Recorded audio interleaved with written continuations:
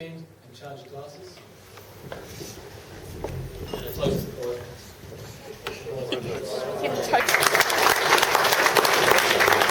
To introduce the best man, but before we get there, Tom, you're absolutely right.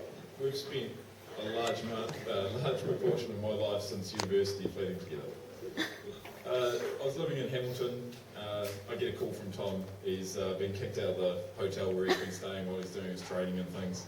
So I said, oh look, come crash on our couch. 6 weeks after he started crashing on our couch, he's still there. We said, well, how about we get a 4-bedroom flat? You can actually have your own room. Probably I'd say 6 weeks after we moved into that 4-bedroom flat, oh, Nikki's coming to stay. She won't be here for long, she's looking for a flat. This was actually news to Nikki because she thought she was moving in permanently.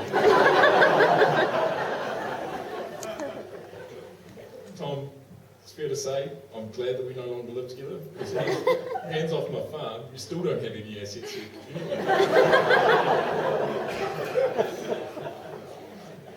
Without further ado, I'd like to introduce the best man. Peter Halstead, single, and a physiotherapist.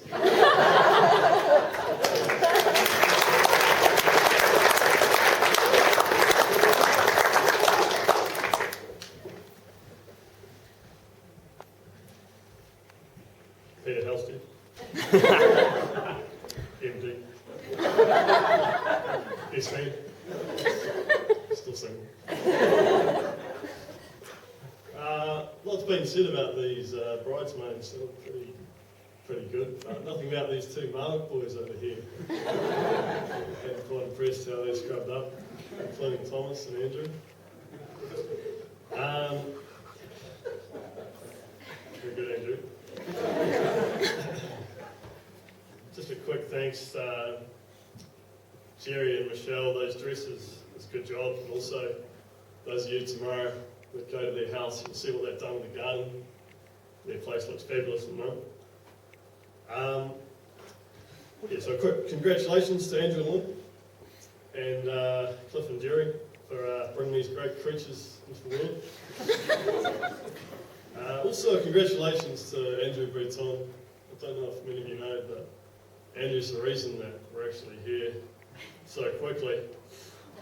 Last March, Andrew rang up Tom and he's like, in his farmer styles, saying he's going to the mountains for the weekend and he's going to propose. So, good old sneaky Tom.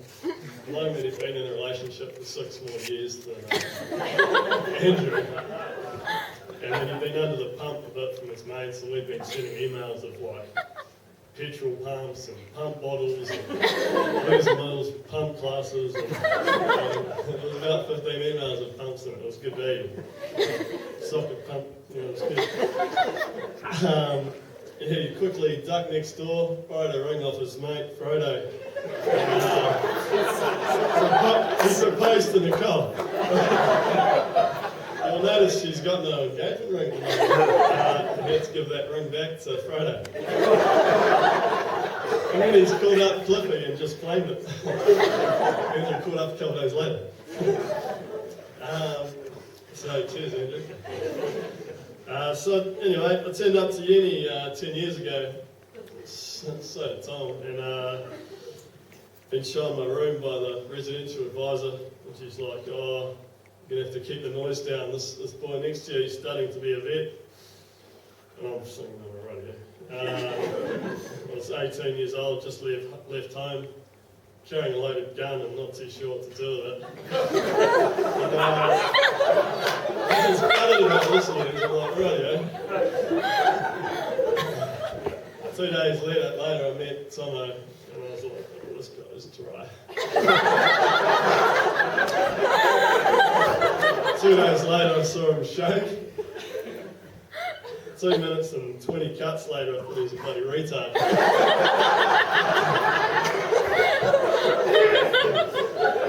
2 days later, I tell you what, I met Nicole, wife, single, cutting. And then 2 months later, Tom pulled out a vet. So anyway, the romance has prospered a bit from there. So yeah, Tom over the years has given me a bit of advice. He's someone, for those of you who get to know him now, you respect him and he's humble and all that carry on you guys are on about. He's got some good qualities. Anyway, when I was 18, he gave me some romantic advice. The conversation went something along the lines of this. So I go, oh, Tom, I quite like this girl called Sarah. What should I do? And he's like, oh, gee, how do you think I pulled up this hot bird from Masterton? I'm like, huh, sitting there on the edge of my seat, ears are poked up, waiting in anticipation. I'm thinking, sheesh, gonna hear some good stuff here. He's like, I took her to the airport to watch planes. And he goes on, he's like, oh, it's free parking. Parts of North Airport, like he doesn't own it. He's like, you can actually talk to her. It's not like the movies, you just sit there and he's like, if you're going to do it, and I'm sitting there thinking, Tom's dad, Andrew Mark, he actually born on Valentine's Day. Tom's dad has given him some shit game. As if I'm going to try this. Anyway, he went on a bit about how flying planes, you know, makes your dates wind a bit more free-spirited.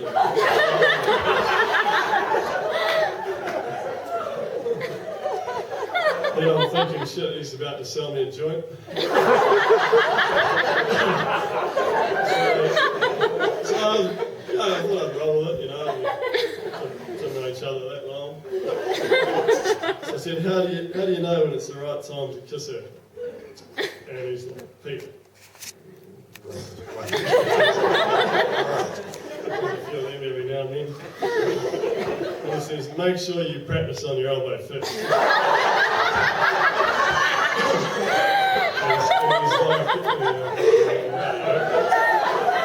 I think he's smoking too much of what he's selling. Anyway, he goes in, he's like, okay, well, show me how it's done. And he goes in and he's like, I'm sort of saying, aren't you meant to close your eyes? He's like, yeah. And he goes, you know what my old man taught me though? You've got to use your tongue a little bit. So what you do is you put your finger here, you move your finger about.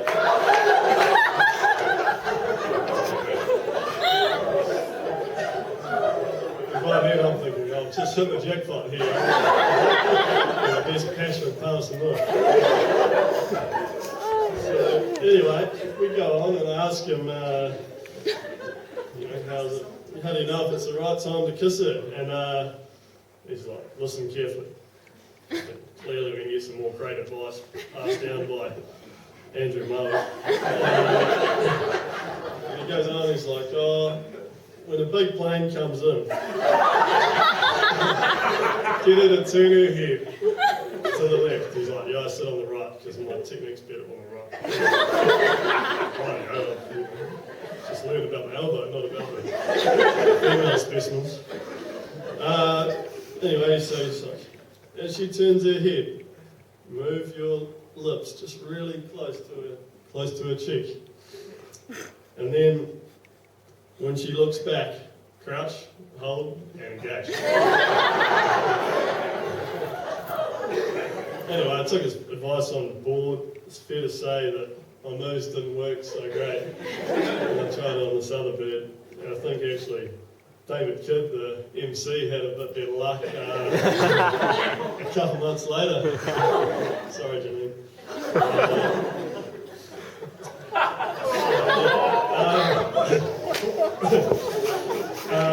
Now, Tom, Peter Carey guy, he told me yesterday, he's like, remember that this is Nicole's wedding too. It's not my 21st.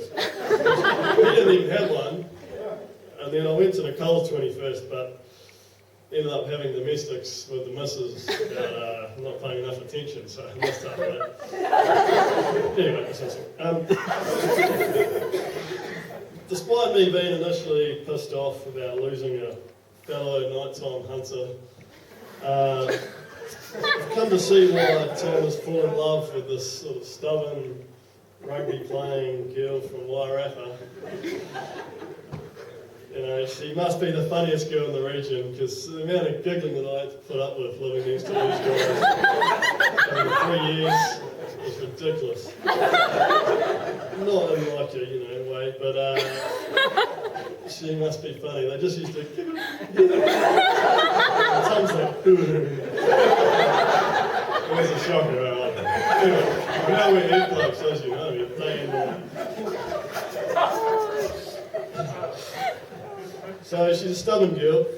I think both Cliff and Tom might agree with that occasionally. One time, after they'd been going out about a year, we were living in Palmy, and she brought Tom this cool rod and gun t-shirt for Valentine's Day. And Tom was actually wearing at the time, like they were going to go out for dinner. Tom was wearing one of Lynn Mark's beautiful Billabong tops. She gets him these Billabong tops for Christmas. He's actually a farmer, not a surfer. Sort of point that out. Anyway, Tom wasn't going to put this top on. He was like, I'm wearing the Billabong. Anyway, so Nikki, she stormed out of the room and left the house. And then 10 minutes later, still recovering from the door slam that disconnected my dial-up YouTube connection. I yelled out to Tomo and I was like, "Oi, why is Nikki just sitting in the car outside?" So Tomo's come stumping in, muttered a bit of French and Spanish and showed me the text that she sent him. And the text was kind of cute, but pretty demanding. But, HM or high maintenance. Like Michelle, I've been told. What the text said, if you love me, you'll put on that rod and gun shirt and come out to my car. So as Nikki had sort of grown on me over the year, I'd sort of, alright, I'll, say, won't just say turn the phone off and get rid of it. But I said, look, Tom, do you love it? And Tomo, in his strange creature-like way, again goes to sort of rah, and gives me one of these queer little playful slaps. Does these, which I've learned over the past week that these Marwick boys just love doing that to each other. Maybe too much love from them as they growing up. So anyway, he gave me one of them, I was like, right.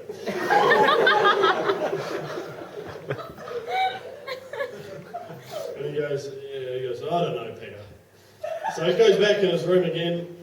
And after about 30 minutes and 5 beeps later, about 10 more French text messages, Tom comes back in my room wearing his rod and gun t-shirt.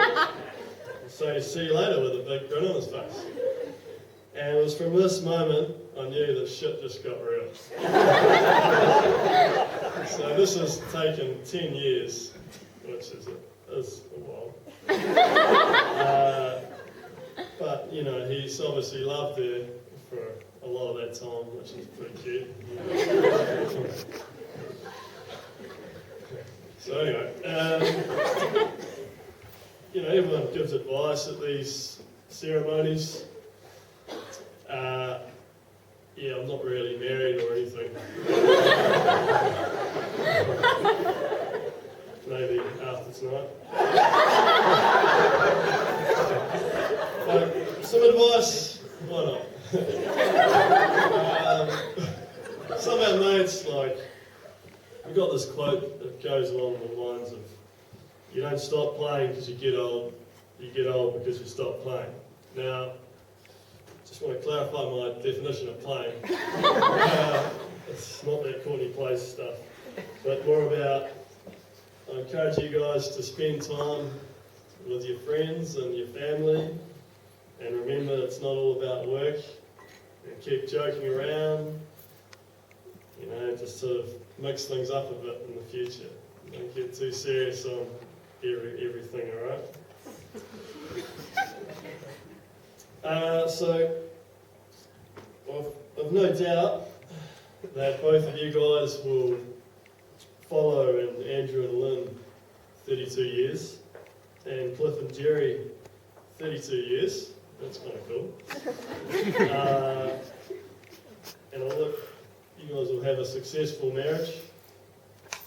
I look forward to spending time with you and the 3 kids when spring begins in 2014.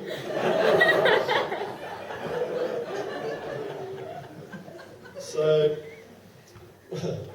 most of the other speakers killed my toasts, but why not have another stand up? Surely it's a final toast to Mr. and Mrs. Marwick, and to a great, genuine couple who clearly is the sexiest couple in the room. Thank you.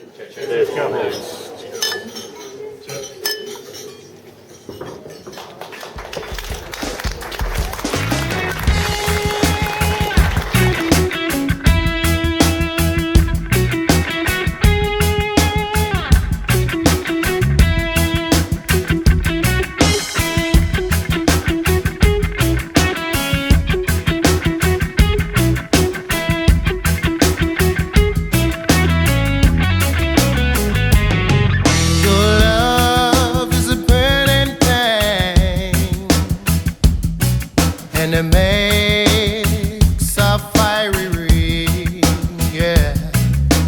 Bound by what desire, I fell in the ring of fire.